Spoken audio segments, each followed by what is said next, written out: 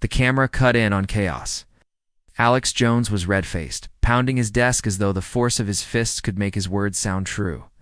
His voice cracked from shouting, veins swelling against the harsh glow of studio lights. Sweat dripped down his temple as he hurled accusation after accusation into the microphone. A storm of noise so loud it nearly drowned out reason itself. Viewers across the country leaned closer to their screens, captivated by the spectacle, some with rage, some with glee. Others waiting to see if anyone would dare stand up to the firestorm. And then, in the middle of that storm, Jasmine Crockett's voice cut through like a blade. Clear, steady, unmoved. She didn't shout. She didn't slam her hands on the desk. She leaned forward slightly, eyes locked on Jones, and with a tone sharpened by conviction, delivered the line that would replay in millions of feeds before the night was over. You can't shout down. The truth. The room shifted. It was subtle at first, a hush in the studio audience, the flicker of uncertainty on Jones' face. The cameras caught it all, and within seconds, the clip began its journey toward virality. Crockett's calm demeanor clashed so violently with Jones' unhinged rage that the contrast itself became the story. It was dignity against chaos, poise against fury. It was happening live. On social media, timelines exploded. Comments poured in. She's fearless. This is history. Finally, someone shut him down. The clip looped again and again, her words slicing through the noise, his fury looking smaller each time. What had begun as another Alex Jones tirade was rapidly turning into something he could not control. A moment of exposure that no conspiracy could spin away, because in the span of just 3 minutes, Alex Jones' empire of lies began to collapse. To see, his sweat, his shouts, his desperation, they were no longer signs of strength, but of a man unraveling under the weight of his own deception. And Crockett, she wasn't finished. She had only begun to reveal the cracks in his performance, but the moment that pushed him over the edge, it was still to come. Why did this clash matter so much? Because it wasn't just another heated exchange on cable or a viral internet squabble, it was a collision of symbols. On one side sat Alex Jones, the embodiment of disinformation culture, a man who had turned shouting matches and conspiracy theater into a multi-million-dollar empire. He wasn't just a personality. It was a phenomenon of manipulation, a figure who thrived on making chaos profitable.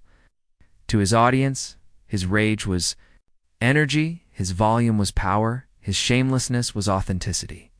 But to millions of others, he represented the deepest rot in America's media ecosystem, the proof that lies could be weaponized against truth, and that deception could be sold as entertainment.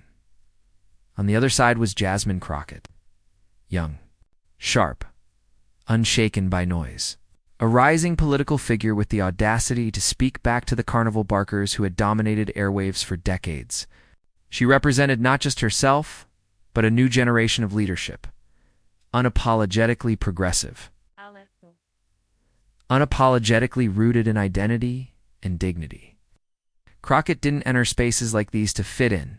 She entered to expose, to challenge, to remind viewers that calm persistence could dismantle rage-fueled spectacle. Where Jones wielded paranoia like a sword, she wielded reason like a scalpel, cutting precisely where the lies were weakest. This mattered because the stakes were not confined to one studio. Every word reverberated outward, echoing into households already weary of fake news, into feeds scrolling endlessly with misinformation, into the minds of young voters searching for someone to stand up and say, enough. When Crockett leaned forward and delivered her measured counter, it wasn't just a rebuttal to Alex Jones. It was a stand against an entire ecosystem built to drown out facts with fury. It was democracy's voice interrupting propaganda's megaphone. For years, Jones had been the one who defined the tempo of these battles, raising his volume until opponents collapsed under the weight of his noise. But Crockett refused to play by those rules. She carried with her the reputation of a fearless debater who had walked into hostile rooms before, who had faced the dismissive sneers of political opponents and never flinched. In the halls of Congress, She had sparred with those who underestimated her, only to leave them scrambling with her sharp wit and sharper facts. This was not new territory for her. It was simply a bigger stage, a louder opponent, and a brighter spotlight. That spotlight illuminated more than just two people in a studio. It cast light on the deeper question of what kind of America viewers wanted to see reflected back at them. Would the stage belong to those who bullied, shouted, and twisted truth into entertainment? Or could it be reclaimed by voices of clarity, who insisted that dignity, honesty, and composure mattered more than volume? This was not about personalities. It was about credibility itself, about whether truth could still cut through the roar. And as the exchange continued, the tension rose. Jones' supporters cheered his every insult, convinced his rage would steamroll any opposition. His theatrics had worked before, why wouldn't they now? Yet beneath the bravado, there was a tremor. Crockett's refusal to back down, her ability to parry his attacks without ever raising her voice, began to alter the rhythm of the confrontation. For the first time, Jones looked like a man who might not be in control of the stage. The stakes were rising, and so was the suspense. Because just when it seemed Jones had the upper hand, Crockett flipped the script to understand the spectacle that unfolded between Alex Jones and Jasmine Crockett. You have to understand the mythology of Alex Jones himself.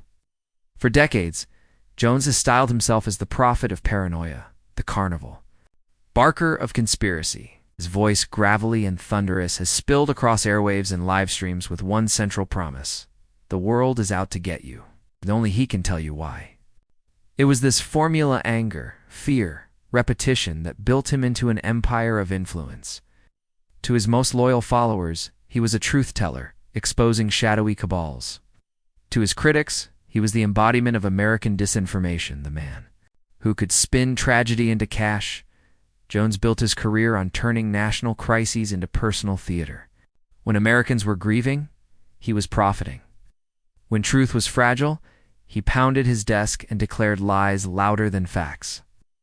From denying school shootings to peddling miracle supplements, every outrage became a performance, every performance a payday. He didn't need credibility in the traditional sense. His credibility came from spectacle, from the sheer force of his volume. The louder he shouted, the more his base believed he must be telling the truth, because who else would dare yell it so brazenly? But beneath the bluster, contradictions ran deep. Jones styled himself as the voice of the common man, yet he pocketed millions selling false cures and doomsday kits. He painted himself as a freedom fighter, yet he exploited the very people he claimed to defend. His empire thrived not on transparency, but on manipulation, preying on fear, magnifying division, and feeding the paranoia that democracy itself was crumbling. And when he faced the legal system, the myth of invincibility cracked. Courtrooms became the stage for his unraveling, revealing lies stacked upon lies, and the financial and moral bankruptcy beneath the bravado. Still, Jones remained a force. Even battered by lawsuits, even stripped of his platforms, he carried the aura of a man who believed he could not be silenced. His core following saw him as a martyr of censorship, proof that the establishment feared his voice, and that aura gave him power, enough to continue booking shows, enough to keep shouting, enough to make opponents tremble when they sat across from him, knowing he would weaponize chaos itself. That was the myth Jasmine Crockett walked into. The idea that Alex Jones was untouchable, the man who could yell anyone into submission. Da-da! Man who didn't debate so much as bulldoze. In many ways, his past gave weight to that myth. Politicians, commentators, and even seasoned journalists had buckled under the sheer force of his volume. To resist him required not just facts, but stamina, willingness to endure the storm of insults, the blizzard of falsehoods, the relentless pounding of his desk and his voice. But myths only survive if no one dares test them. And Crockett was daring enough, because what Jones had never faced was someone who could weaponize calm the way he weaponized chaos. What he had never anticipated was that the very tactics that made him famous volume, sweat spectacle, would, in the presence of composure, look less like strength and more like desperation.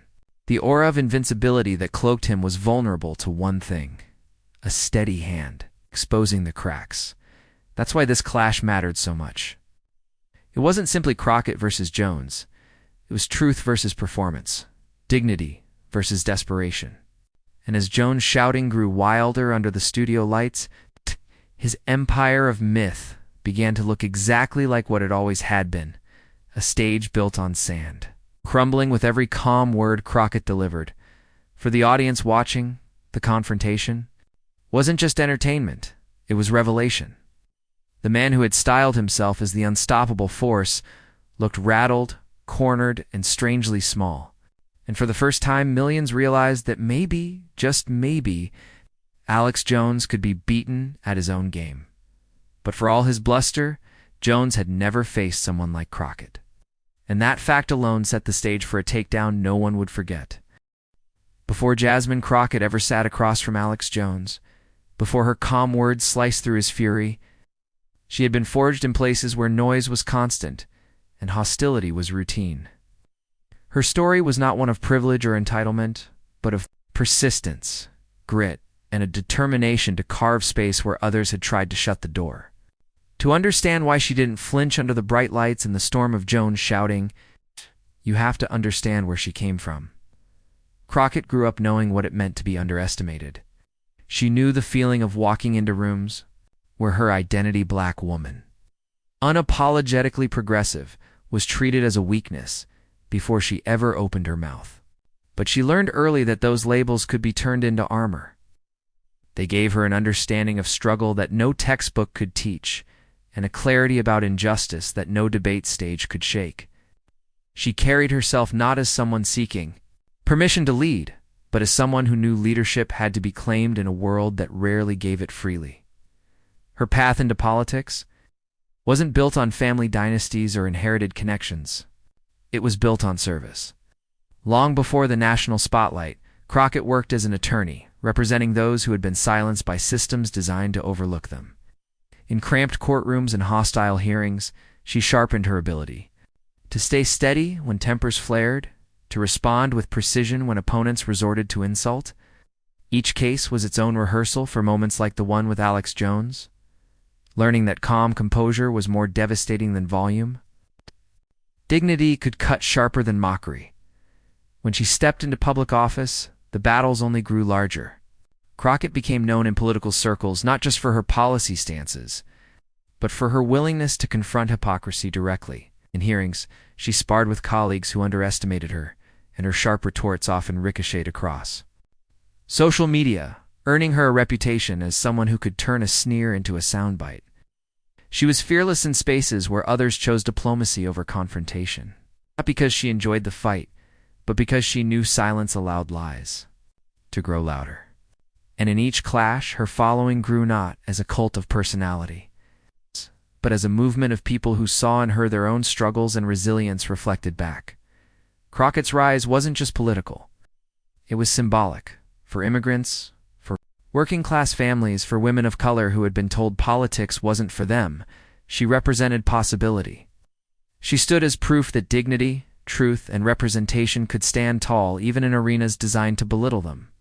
Every time she took the microphone, she carried with her the stories of those who rarely had a seat at the table. Every line she delivered was backed by the weight of lived experience. It's not rehearsed theatrics. And so, when she faced Alex Jones, she wasn't rattled by the shouting. She had heard louder. She wasn't intimidated by the insults. She had been called worse. What Jones mistook for weakness, the refusal to meet chaos with chaos, was in fact the strength she had honed over years of battling in places where respect was denied until it was demanded. Her quiet calm was not submission, it was defiance in its most devastating form. That's why the confrontation mattered. Crockett didn't just represent herself in that studio. She represented every person who had been told their truth was too small to matter, every community drowned out by louder voices. She carried with her the unspoken message, "You can't shout us down forever." And the more Jones tried to overwhelm her, the more obvious it became that his fury was not power, it was fear. Fear of losing control. fear of being exposed, fear of a truth that didn't need volume to be heard. The camera caught the contrast in full. On one side, Jones thrashing, sweating, ranting like a man fighting against his own shadow. On the other, Crockett still, composed, her voice steady, her gaze unwavering. It was more than a clash of personalities. It was a metaphor for a generational shift. The old guard of disinformation, propped up by rage, meeting the rising force of new leadership grounded in clarity and truth. And in that contrast, viewers didn't just see a debate. They saw a vision of the future, because Crockett's story was never about chasing attention. It was about using the spotlight to amplify truths that too often went unheard.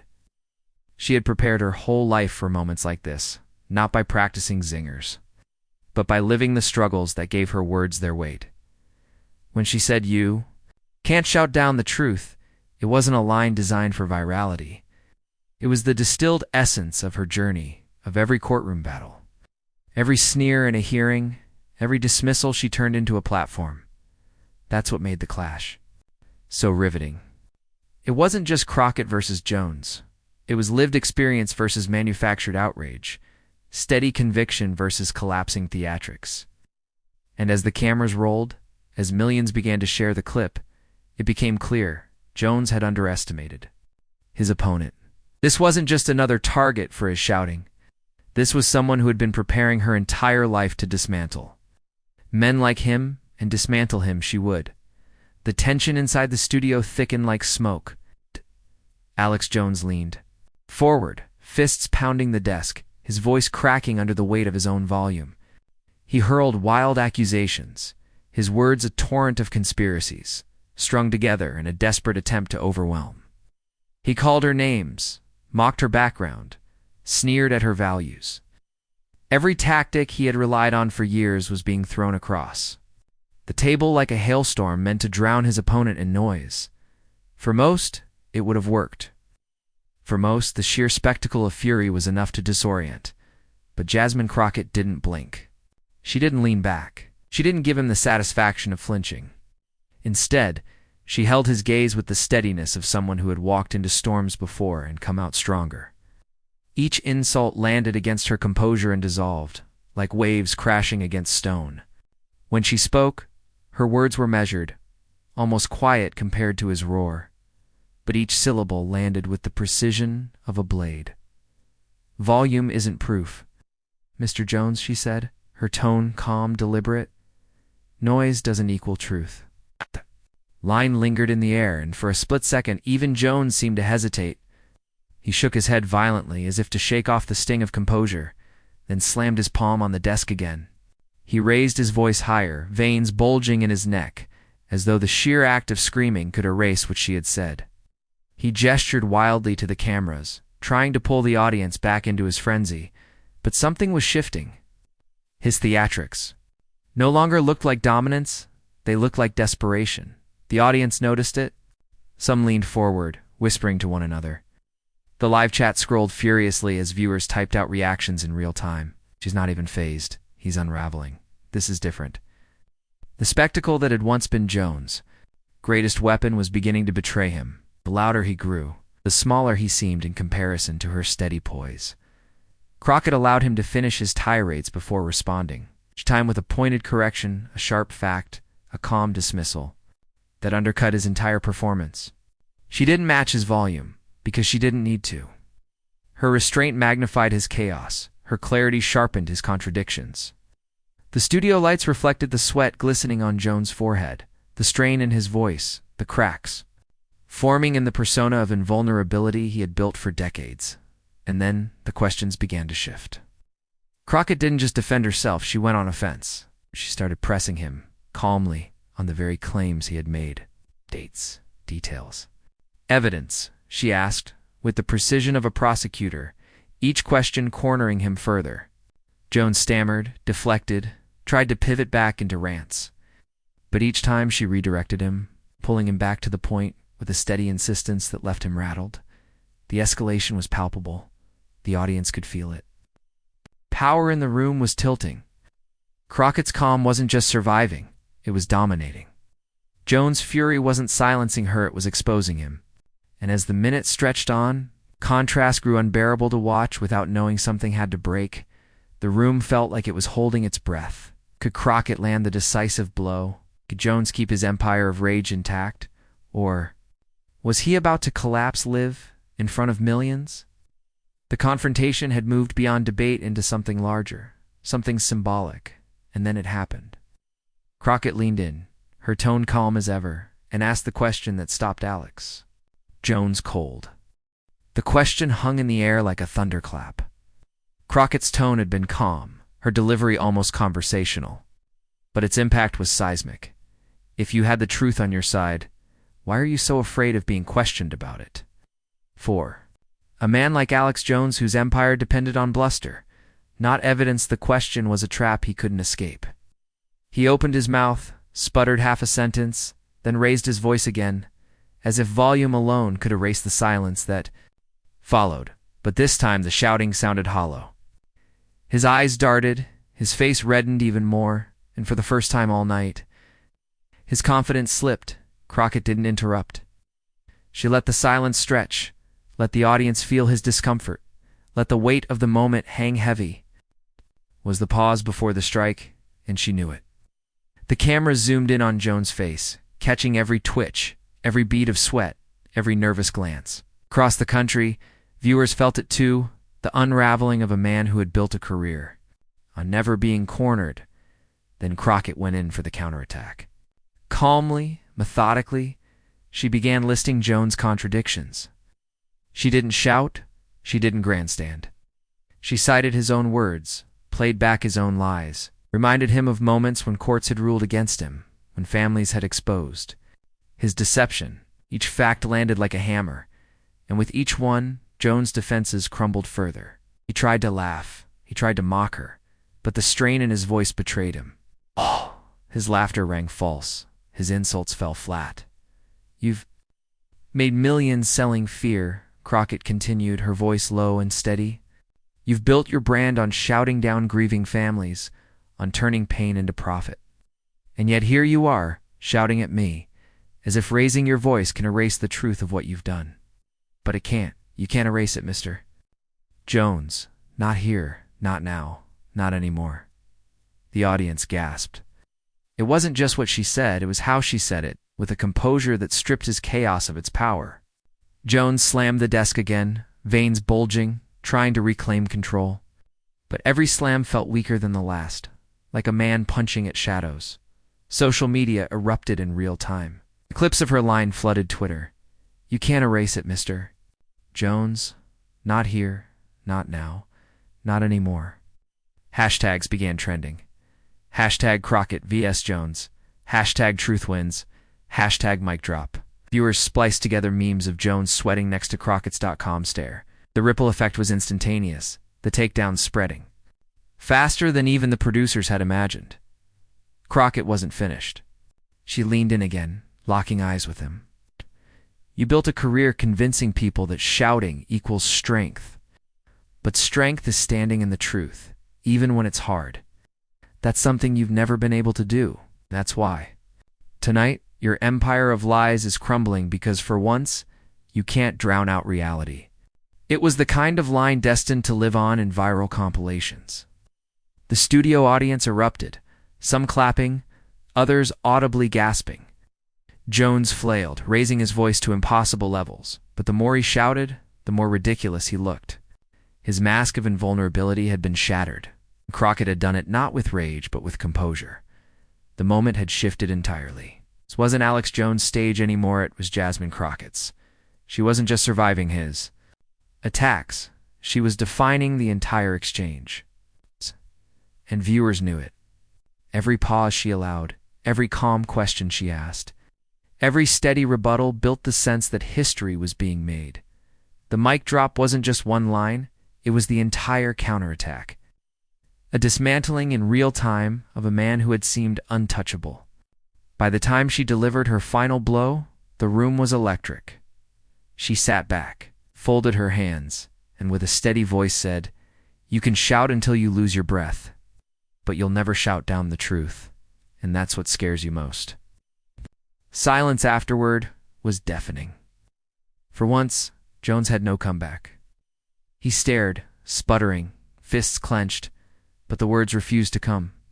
The cameras captured it all, the pause, the unraveling, the collapse of a persona built on noise.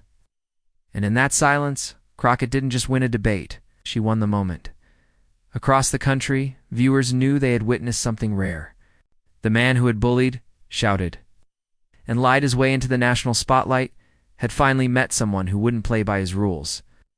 And in that refusal, she had exposed the fragility beneath his fury. But if the confrontation in the studio was explosive, the aftermath was about to ignite on a scale even bigger than anyone had imagined. Because once the cameras stopped rolling, the real battle began not in the studio, but in the streets, the feeds, and the conversations of millions who had just watched Alex Jones come undone and the fallout. That would leave the entire country talking. The studio lights dimmed, but the echoes of the confrontation refused to fade. Within minutes of the broadcast ending, clips of JasmineCrockett's.com dismantling of Alex Jones were ricocheting across every corner of social media. Twitter feeds lit up like fireworks. TikTok loops repeated her piercing line, "You'll never shout down the truth," with captions that crowned her the hero of the night. On Instagram, edits appeared almost instantly, splicing Jones' red-faced, shouting next to Crockett's still composed expression. The contrast was too cinematic not to go viral. By midnight, hashtags surged into the trending column. Hashtag Crockett vs. Jones. Hashtag truth over noise. Hashtag you can't shout down truth. Millions of users who had never tuned into Jones before were now watching his unraveling in 30-second clips, laughing, sharing, and commenting. For years, Jones had thrived on being the loudest voice in the room. But now he had been reduced to a meme, sweaty, sputtering, desperate. News outlets picked up the story with breathless speed. Headlines blared across websites. Crockett exposes.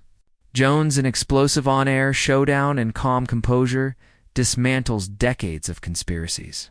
Late-night comedians wasted no time, crafting monologues around the absurdity of Jones' desk, pounding fury in Crockett's unflinching responses. One host quipped, "Turns out the biggest conspiracy of all is Alex Jones pretending he can handle a calm black woman with facts."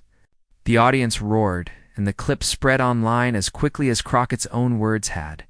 But it wasn't just entertainment. Political commentators weighed in, framing the clash as symbolic of a larger cultural battle. Progressive voices celebrated Crockett as the embodiment of new leadership, and apologetic and unwilling to bow to the theatrics of the old guard. Conservative pundits scrambled to defend Jones, but their spin rang hollow against the viral footage. Even some of his own followers admitted online that the exchange had been painful to watch. "He looked beaten," one wrote on a message board. "I've never seen him so rattled." For Crockett, the shockwaves were transformative. Overnight, her name trended beyond political circles. She became a symbol of dignity, holding firm against chaos. Supporters flooded her pages with messages. "Thank you for standing up. You give us hope. You made us proud." Donations poured into her political efforts, small contributions from everyday people who felt validated by her courage. For communities that had long been shouted down in public discourse, Crockett's composure wasn't just satisfying, it was vindicated. Jones, meanwhile, scrambled to recover. He ranted on his own platforms, calling the exchange unfair, accusing producers of sabotage, spinning wild theories about conspiracies against him. But the damage was done. Clips of his excuses were drowned out by the footage of his defeat. No matter how loudly he tried to reframe the narrative, the internet had already decided. Alex Jones had been exposed, and Jasmine Crockett had delivered the knockout blow. The ripple effect reached politicians, too. Colleagues of Crockett praised her fearlessness, while her detractors grudgingly acknowledged her effectiveness. She held her ground in a way few could, one commentator admitted on air. Others speculated that this moment could mark a turning point in her career, a viral spark that positioned her as a national figure. It's not just a rising local star. The symbolism resonated even deeper for those who saw themselves in her. Immigrant families, working-class communities, women of color audiences who had endured being talked over, dismissed, or silence saw Crockett as a reflection of their own struggle. Her victory wasn't just personal, it was collective. Clip replayed online carried with it the unspoken message: composure can be power, dignity can be weaponized, and truth can still triumph over lies. By the next morning, the confrontation had evolved into a cultural moment. Think pieces dissected. Every angle, her body language, his unraveling, the broader implications for American media. Classroom discussions used the clip to examine the role of disinformation. Church sermons referenced it as an example of truth standing tall against deception. It had moved beyond a studio clash into something bigger, something emblematic. Shockwaves were undeniable. Alex Jones had lost control of his own narrative. Jasmine Crockett had risen as a new voice of truth in the national imagination. But as the momentum built, as hashtags surged and donations climbed, one question lingered in the minds of millions. What lesson would the country take from this moment? Because if the takedown was powerful, the meaning behind it carried even more weight. That meaning was about to be revealed. In the end, what unfolded on that stage was never just about Alex Jones or Jasmine Crockett. It was about something larger, something woven into the very fabric of what America claims to stand for. One man believed that volume, rage, and spectacle could drown out reality. One woman proved that dignity, persistence, and truth still have the power to cut through even the thickest fog of deception. For years, Jones had been a symbol of a culture addicted to noise-a-culture where shouting passed for conviction and conspiracy was dressed up as courage. But in those moments of televised confrontation, Crockett reframed the story. She demonstrated that leadership is not about who yells the loudest, but about who speaks with clarity when it matters most. She showed that representation is not a talking point, but a lived presence. And that when someone who has long been silenced finally claims the microphone, the impact reverberates far beyond one broadcast. Her refusal to bow to his fury was more than a debate tactic. It was a statement that communities of color, immigrant families, and everyday Americans who have been shouted over and dismissed will not be silenced forever. That the future belongs not to those who manipulate fear, but to those who embody courage. In Crockett's poise, there was a mirror held up to the nation, a reminder of what it looks like when truth is defended without apology. The moral lesson wasn't subtle, it was searing. Democracy itself depends on our ability to see through the smoke screens of anger and distortion. Every lie that goes unchallenged erodes trust. Every outburst left unanswered creates space for manipulation. But every act of standing firm, every moment of insisting on evidence, restores a piece of the collective faith we have in one another. Crockett didn't just expose Jones. She reminded millions that the fight against disinformation is winnable. That the walls built on falsehoods crumble when pressed with steady hands. And yet the lesson extended even further. Because Crockett's victory wasn't only about exposing lies, it was about reclaiming narrative power. For generations, politics and media have rewarded the loudest, the angriest, the most aggressive voices. But here was a new model on display: leadership rooted in calm resilience, truth told without fear, identity embraced without compromise. It was a call to everyone watching that you don't have to mimic the chaos to overcome it. You can be yourself. Stand in your values, and still prevail. For progressives, the moment was galvanizing. It reminded them that their movement isn't just about policies, it's about people, about voices, long excluded stepping into the spotlight and refusing to back down. Crockett's presence became a parable, that the future belongs to those willing to speak truth even when it shakes the room, and for the broader nation. The confrontation carried a deeper universal resonance. It whispered a reminder that truth is not fragile, it is enduring. Lies may roar, but they eventually collapse under their own weight. Leadership is not about intimidation, it's about conviction. Representation is not symbolic, it is transformational. The confrontation left audiences not just entertained, but awakened. People didn't just cheer for Crockett, they saw themselves in her, felt validated by her, and recognized the possibilities her courage unlocked. In her victory was a message carved in stone, that arrogance can be undone, that elitism can be challenged, and that even in an age of distortion, clarity can prevail. But as triumphant as the moment felt, one thread remained unfinished. If Crockett had delivered the moral lesson, it was now up to those watching to decide, would they carry it forward? Would they take her calm as their blueprint, her courage as their rallying cry, her truth as their compass?